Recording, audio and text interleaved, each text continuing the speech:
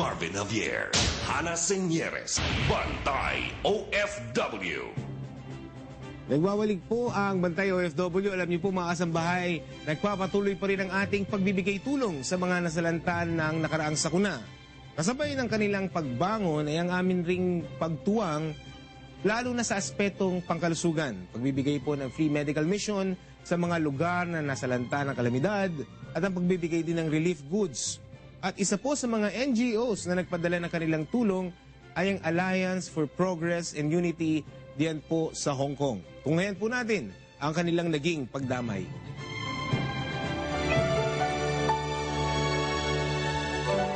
Bagamat tuluyan ng lumipas ang kalamidad, isang lamat pa rin ang mababakas sa mga taong nakaranas ng hagupit nito.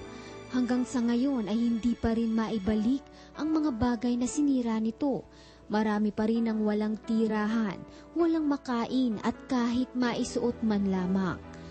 Sa layuning makatulong sa maraming mga Pilipinong nasalanta ng nagdaang delubyo, buong pusong ipinagkakaloob ng ating mga kasambahay mula sa bansang Hong Kong ang iba't ibang tulong upang maipadala dito sa Pilipinas. Sa pangunguna pa rin ng ating Kuya Daniel Razon ng UNTV, maging sa ibang bayan ay aming paiirali ng paglilingkod bayan. Kung papaanong handa ang ating pamahalaan sa pagtulong sa mga nangangailangang nasalanta ng kalamidad dito sa ating bansa, gayon din ang ating mga kasambahay sa ibang bayan. So actually we are collecting clothes from Hong Kong citizens. Usually we donate part of the clothes to collect the clothes to so those low below those unfortunate or less privileged people locally or internationally. So we heard that the Philippines is hit by the storm very seriously. So we think we can do something to help the people since we are global citizens.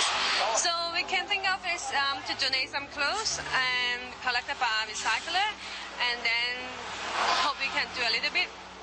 Ang Samahang Apo ay tinatag sa pamamagitan ng ilang Pilipino at mga banyagang nagnanais na maibahagi ang kanilang mga tinatangkilik sa mga nangangailangan.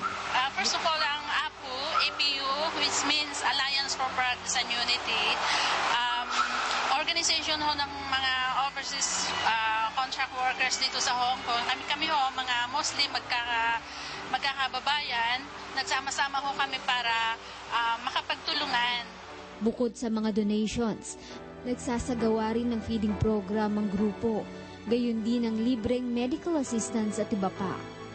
Ang lahat ng ito ay inaasahang makakatulong sa halos 5,000 mga Pilipinong walang makain at maisuot dahil sa dulot ng bagyo.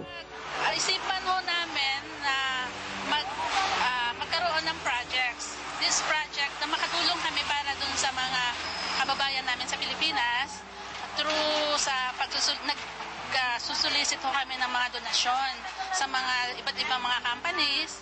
Taos sa puso naman ang pasasalamat ng ilan nating mga kababayang na maipaabot ang kanilang mga pakikiramay at pagtulong sa ating mga kababayan. We are also saddened by the news that we heard from the TV. So I want to say on behalf of the group is so you don't give up. You're not alone. We are global citizens. We are more than happy to help each other.